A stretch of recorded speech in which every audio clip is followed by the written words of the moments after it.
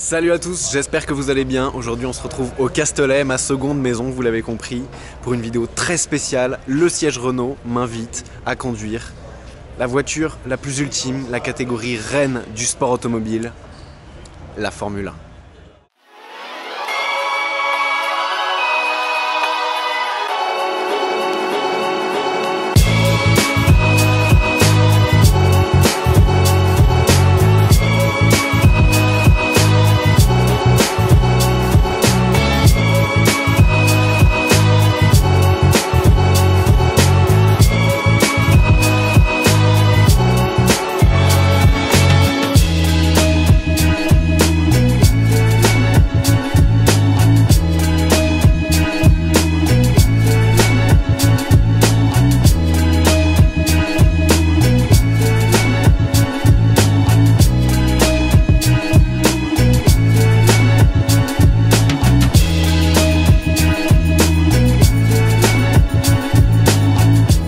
Pendant cette journée, il va se passer plusieurs choses. Je vais avoir un briefing, un entraînement sur Formule 4. Ensuite, je vais conduire la F1. Et à la fin, j'aurai un baptême en passager avec Jack, le 3e pilote officiel Formule 1 Renault, dans la Renault RS 01. Belle journée en perspective, beaucoup de préparation physique et mentale à faire pour finir dans le baquet de cette voiture sur la piste. C'est la réalisation du rêve d'une vie. Enfin, on peut pas faire au-dessus après. Il y a les voitures de sport, il y a les voitures de route, il y a les voitures de course et il y a la F1 tout en haut. Ça devrait être sympa et j'espère que vous allez apprécier. C'est parti.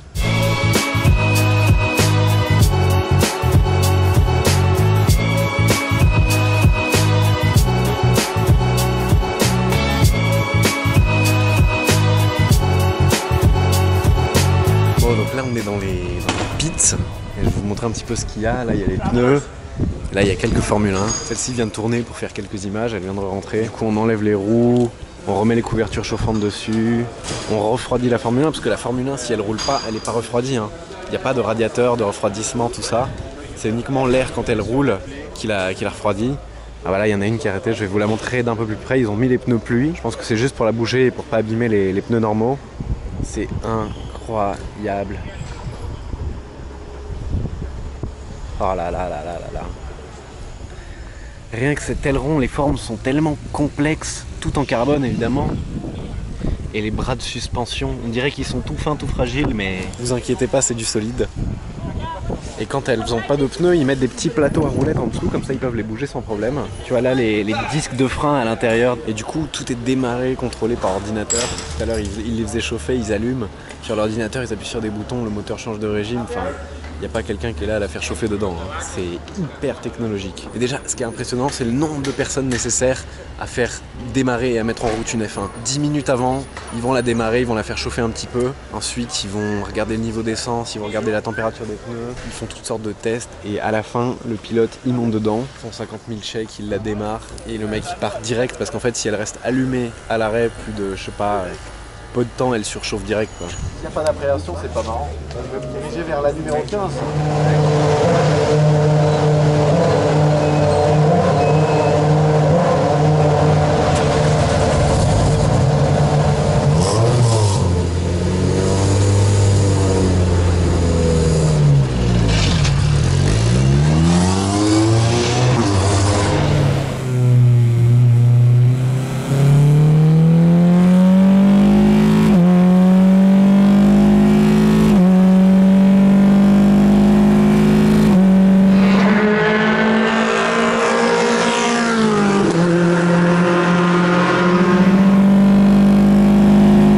Là, je suis dans la FIA Formule 4 Renault. C'est une monoplace un peu plus petite que la Formule 1, mais elle a aussi une monocoque en carbone.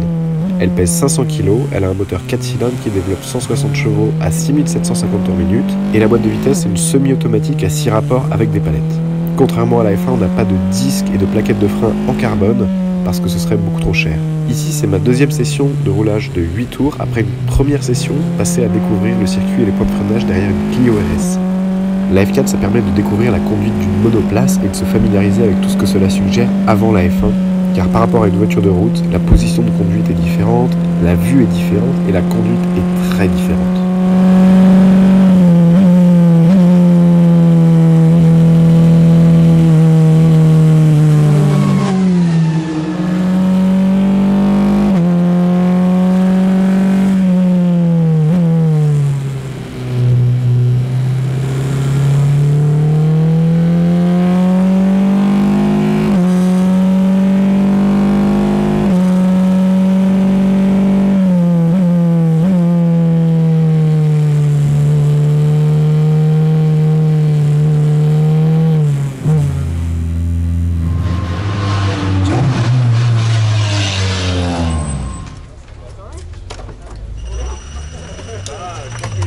me marque le plus là, c'est la brutalité de l'engin. Le volant en fait, c'est pas comme sur une voiture de route. T'as pas une petite marge comme ça, un peu floue au centre.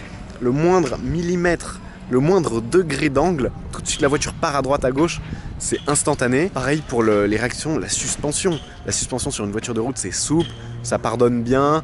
Quand tu la mets en contrainte, un vibreur là, le passage de vitesse en courbe, il peut te faire décrocher. C'est incroyable. Donc l'F4, ça fait ce bruit-là. En ligne droite, ça va pas être une Formule 1, c'est le cas de le dire. Là, c'était vraiment pour découvrir les premières sensations en monoplace et les vibrations qui reviennent dans le dossier, dans le volant. C'est oppressant.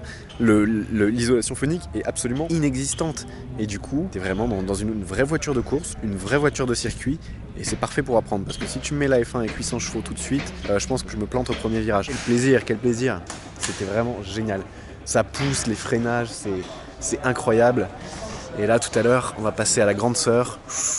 Du coup, une F1 comme ça, ça pèse à peu près, il m'a dit, 692 kg à vide. Moins de 700 kg quand même. La puissance, c'est un V8 atmosphérique 2 litres 4, 800 chevaux. 692 kg, 800 chevaux. C'est monstrueux.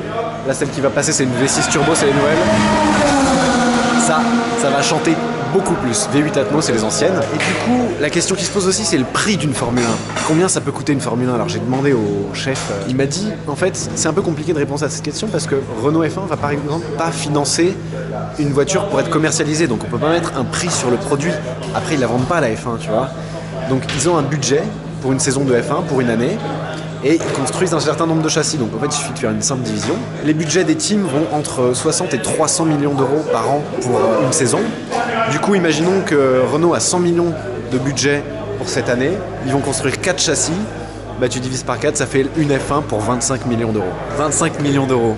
Ou beaucoup plus si c'est une grosse team, tu vois. Donc ce chiffre est à prendre avec des pincettes. Mais on va être quand même autour de 20, 30, 50 millions d'euros par châssis, par voiture. Ce qui coûte le plus cher, c'est la monocoque en carbone. Ça, si ça se pète, si l'aileron à l'avant il se pète, ça se remplace. Mais ce qui coûte très cher, c'est le châssis. Le châssis, la monocoque en carbone, en fait, chaque monocoque elle doit être inspectée par la FIA pour être homologuée pour la saison, pour être sûr qu'évidemment ils ne trichent pas et que toutes les équipes sont sur un pied d'égalité. Ce que je savais pas, c'est que même sur les Formule 1, ils font des crash tests.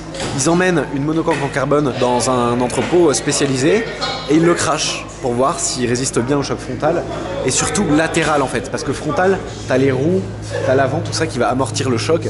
Mais là, ici, s'il y a un choc latéral, il n'y a rien. Et donc du coup, il faut quand même être protégé parce que là, on est les jambes là-dedans, allongées. Donc ça coûte hyper cher déjà à développer. Pour la team Renault F1, ils sont à peu près 1000 personnes. Bon, ça y est, là, on a réglé ma position dans la Formule 1. Ils vont choisir mon baquet et les pattes en mousse à ajouter pour ajuster à mon corps si j'ai pas les mêmes fesses que Raikkonen. Il y a quelques procédures à voir. Par exemple, si tu peux passer tes genoux en dehors du cockpit, ça c'est pour une raison de sécurité. Si tu perds conscience au milieu de la piste dans la voiture, faut qu'ils puissent te chercher, t'extraire de la voiture. Il faut pas faire plus d'1m85 pour pouvoir rentrer dans une Formule 1, c'est la taille limite. Je fais la taille parfaite. On va voir après si je fais le pilote parfait. On va écouter une Formule 1 démarrer les gars. C'est impressionnant, il y a des mécanos derrière. Ils se donnent le signe quand tout le monde est ok, ils démarrent. Ils baissent la Formule 1 ou je sais plus dans quel ordre, ils enlèvent les couvertures et elle part. Et on retrouve Dino. Vous vous rappelez de Dino? On n'arrêtait pas de se voir en fait. C'est ouf, on se quittait plus. C'est la famille maintenant. Hop, c'est parti.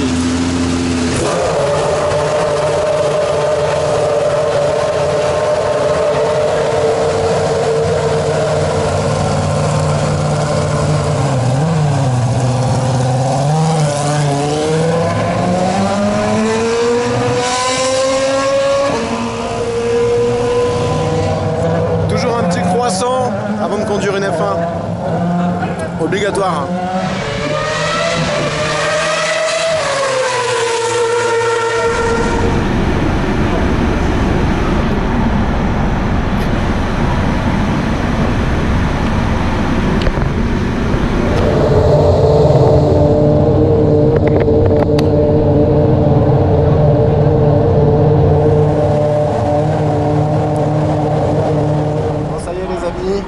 C'est le moment de vérité, un peu inquiet, un peu stressé, mais il paraît que c'est facile à conduire.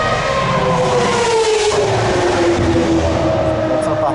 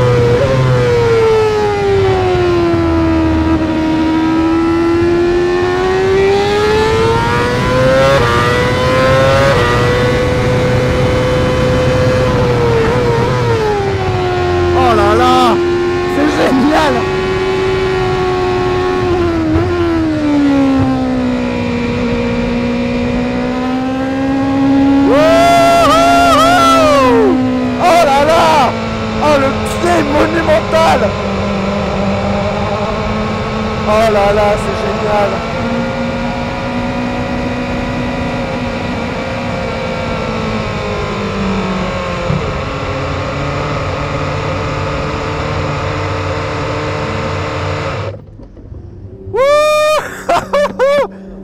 Oh là là.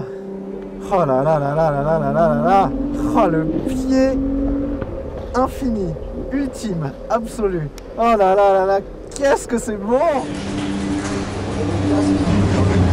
Bon, ça y est, j'ai fait mon tour, mes 4 tours en Formule 1. Bah c'est la meilleure chose qui me soit jamais arrivée. Enfin, et franchement, j'y suis pas allé de main morte. J'étais vraiment à ma limite. Pas du tout à la limite de la voiture. J'étais probablement à 20% des capacités de la voiture, c'est ce qu'on m'a dit. Mais j'ai conduit une F1 qui vaut peut-être dans les... Si on prend le budget annuel de l'équipe Renault qui est autour de 300 millions, on divise par 4, on va être, je sais pas, à 75 millions d'euros à fond sur le circuit du Castellet. Mais enfin, comment on fait au-dessus de ça après? Comment on enchaîne? Il n'y a pas d'enchaînement. Mais les réactions de la voiture, en plus là avec les slicks, c'est même plus facile je trouve à conduire que la F4. Les freinages, les changements de direction, tout est instantané, précis. Et en fait tu te dis pas ça va pas passer, je vais un peu trop vite et tout, bam bam bam bam. La voiture elle va où tu la mets, elle accélère comme une F1. Apparemment on m'a dit que Nico Rosberg quand il venait piloter des F1 pour les démos il préférait celle-ci plutôt que les nouvelles. Parce que c'est un V8 Atmo et pas le V6 Turbo, elle fait plus de bruit, les sensations sont meilleures. Quel privilège, quel honneur d'avoir pu conduire ça. Je pense que je vais prendre un peu de vacances là pour me remettre de ça. Et surtout comment on enchaîne là-dessus, je sais pas. Peut-être que le meilleur truc ce serait de faire un baptême en Formule 1 biplace avec un pilote qui utilise 100% des capacités de la voiture, là ce serait ouf, mais pour l'instant on peut pas enchaîner. Bon, je reviens de la télémétrie, ils m'ont annoncé mon chrono. Mon meilleur temps avec la F4 c'était 1:47.6. Et là avec la F1, il me dit tu penses que t'as fait combien? Je sais pas, 1:40, 1:30. J'ai fait 1:28 et des poussières. Et par ailleurs le meilleur chrono du week-end sur les 2 jours. Donc il y avait je sais pas combien de groupes et c'est moi qui fais le meilleur chrono, apparemment avec une bonne marge en plus. Donc j'étais peut-être le plus fêlé. Le pilote de F1 là, Jack, lui il tourne en 1:04 je crois. Donc il me met 30 secondes dans la tronche. Mais bon, lui il utilise la voiture à 100%, moi j'étais peut-être à 20%, mais c'était l'expérience la plus ouf de ma vie. Bon, on m'a dit va t'équiper, c'est à ton tour de faire la RS01. Allez.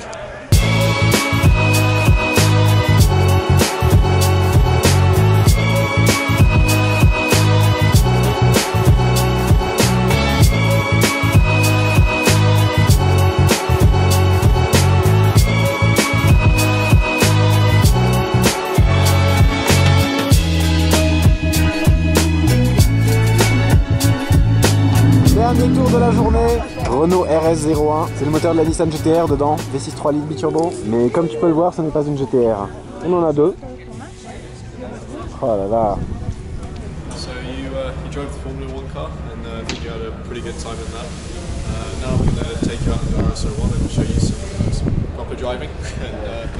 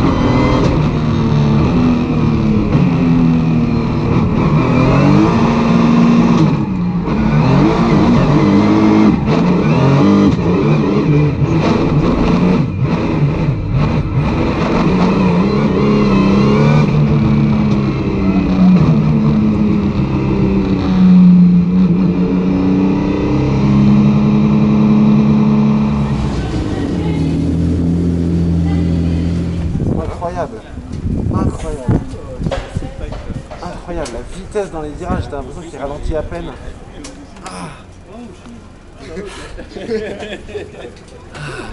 Il en a fait un tout petit peu trop sur le dernier virage, mais c'était fun du coup, le petit spin. Et même en passager, c'est super physique. Okay. Wow. Good job, good job. Well, I'm glad you're enjoying very much. And well done. Thanks for the surprise. Oh là là, à la fin, il a fait un tête à queue, il l'a pas rattrapé, et du coup il l'a rattrapé en faisant un gros bird. Petit message aussi à vous les abonnés, si je peux conduire ça, c'est uniquement grâce à vous qui êtes abonnés. Merci 1 milliard de fois à chacun d'entre vous. Si je peux faire ça, c'est grâce à vous. Donc j'espère qu'on va continuer comme ça pendant un moment. Merci beaucoup. J'ai juste à vous dire, mettez un gros pouce bleu si vous avez kiffé. Abonnez-vous si c'est pas déjà fait. Et à très bientôt, mais peut-être pas tout de suite, le temps que je trouve quelque chose à poster d'intéressant pour topper par tout ça. À très bientôt. Ciao.